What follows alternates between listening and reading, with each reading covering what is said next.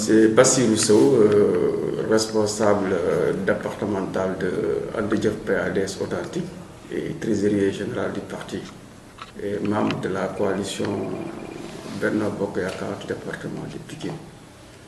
Bon, la lecture politique que je fais de la situation du pays, c'est qu'on est dans un contexte quand même particulier. Parce que contexte qui coïncide à la préparation des élections législatives du 30 juillet. Et par rapport à ça, les inscriptions, déjà les objectifs qui ont été fixés par rapport aux inscriptions au niveau du ministère de l'Intérieur, ça a été des objectifs qui sont déjà atteints. Parce que je pense qu'actuellement, avec le nouveau fichier, on tourne autour de 6 millions et quelques. Donc on peut dire que les Sénégalais se sont massivement inscrits sur les listes électorales. Deuxièmement aussi, je pense qu'on est aussi dans une période aujourd'hui où les coalitions sont en train de se dessiner.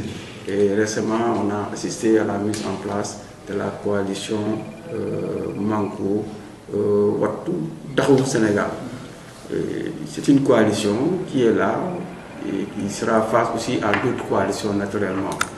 Une coalition qui fait peur ou une coalition en tout cas qui appelle de nouveaux comportements? Bon, tu sais, hein, c'est une coalition, c'est une coalition. Et il est évident qu'au niveau de la coalition Benno Bokk Yakaar, c'est une coalition en réalité bétonnée, si je peux m'exprimer ainsi, parce que c'est une coalition qui, depuis 2012, c'est une coalition qui existe. Donc on peut dire que la coalition Benno Bokk Yakaar, c'est une coalition en réalité qui s'appuie sur des choses, sur des convictions, sur des bases très claires. Contrairement à ce que nous venons d'assister récemment, c'est une coalition qui a été, bon, ça c'est un point de vue qui a été tout à fait installé d'une manière tout à fait, bon, cavalière, parce que qui ne repose sur rien du tout. Et bon, mais en tout cas, ça ne fait pas peur en tout cas. En tout cas, on fera face à cette coalition, Inch'Allah. Vous avez une coalition Benno Bokk Yakaar bétonnée, mais on assiste ces derniers temps quand même à des gens qui commencent à quitter votre coalition. C'est une coalition, c'est une coalition. Moi, je dis que c'est une coalition où chaque jour qui passe, on enregistre à des forces politiques ou bien à des mouvements qui viennent adhérer à cette coalition.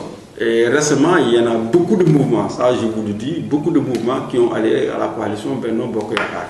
C'est vrai aussi, il y en a des organisations qui ne s'en sentent pas et qui quittent. Ça, c'est tout à fait naturel, c'est dans l'ordre normal des choses. C'est un train. C'est à l'image d'un train. Bon, à chaque gare, bon, oui, on le dit, mais en tout cas, c'est une coalition qui... C'est une réalité, la coalition Benno Bokk Yakaar quand même.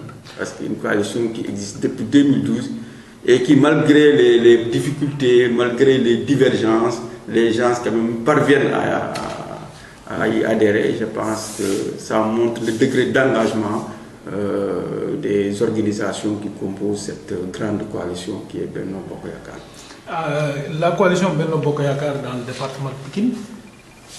Bon, la coalition Benno Bokk Yakaar du département de Pikine se porte très bien parce que c'est une coalition quand même depuis 2012. On a toujours participé à des élections. Et récemment, effectivement, on vient de porter Timbo comme tête de liste départementale. Mais après, il y a eu le président de la République qui a demandé à ces dernières, en l'occurrence Abdoulaye Timbo, de se retirer sur les listes. Mais est-ce que ce retrait ne fausse pas vos calculs? Non, ça ne fausse pas. C'est vrai, Timbo, du point de vue légitimité politique, quand même, dispose d'une légitimité politique parce qu'il a toujours conduit la liste de la coalition et il est toujours sorti victorieux de ces joutes électorales. Maintenant, vous savez, le président peut-être dispose des informations que moi, je ne dispose pas. Et donc, c'est à lui d'apprécier. Et lui, quand il estime que Timbo doit naturellement se retirer de la liste, et je pense qu'il doit se retirer. Mais quand même, nous allons nous organiser en conséquence pour essayer quand même de choisir notre tête de liste. Mais ce qui est important encore, certes la tête de liste est important, mais ce qui est important c'est l'équipe. Et je pense que on va faire de telle sorte qu'on choisira une équipe victorieuse, quoi. Vous aviez choisi Timbo, à qui on a demandé de se retirer. Avez-vous une idée du portrait robot de la tête de liste? Bon, Timbo ne va pas se retirer totalement. Bon, je pense qu'il peut valablement être le prochain directeur de campagne. Ou bien, en tout cas, le mandataire de la coalition. Parce qu'en général, Timbo est toujours présent. Maintenant, le profil de la personne, en tout cas la personne qui doit diriger la liste, normalement, doit avoir un certain nombre de légitimité. La légitimité politique est extrêmement importante pour une personne qui aspire à diriger une liste. Mais aussi, cette personne aussi doit incarner un certain nombre de valeurs.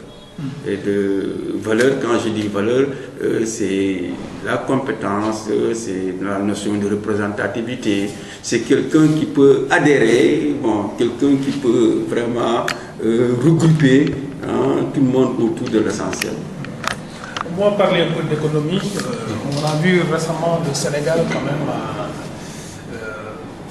être parmi les pays où en tout cas le pétrole est annoncé, et de même que le gaz. Aujourd'hui, quelle est un peu la vision que vous avez justement des perspectives économiques? Je pense qu'on a une économie qui se porte très bien. Malgré les difficultés, malgré les problèmes, je pense que d'abord nous devons nous féliciter. Parce qu'il ne faut pas oublier qu'en 2012, on le dit souvent et on le répète, notre taux de croissance tournait autour de 1,67%.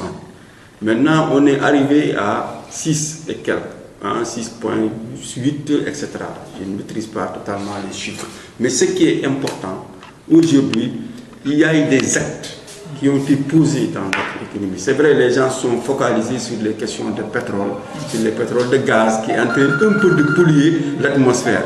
Mais dans tous les secteurs, que ce soit dans le domaine de l'agriculture, dans le domaine de l'industrie, je pense que le gouvernement quand même de Macky Sall a eu à faire des choses extraordinaires. Et je pense que c'est ça que nous devons mettre l'accent. Parce qu'il y a énormément de programmes et je pense que ces programmes-là, adossés sur le programme Sénégal émergent, je pense que ça aussi, il faudra quand même féliciter de cette affaire-là. Aujourd'hui, si vous aviez un appel à lancer en direction de vos militants, en direction justement de vos alliés par rapport à ces législatives, quel sera justement cet appel? Bon, l'appel que je dis, c'est qu'on s'achemine à des élections particulières.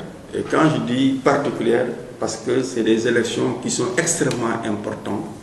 Et je pense que le président de la République a besoin, en tout cas, d'avoir ce qu'on appelle une majorité qualifiée, une majorité confortable pour quand même poursuivre les grandes réformes qu'il est en train aujourd'hui de dérouler. Et pour cela, par rapport à ces élections-là, je pense que nous devons mettre en tout cas l'accent sur l'unité, sur le consensus. Et je pense qu'avec cela, je pense que la coalition Benno Bokk Yakaar peut vraiment sortir victorieuse de ces jeux électoraux.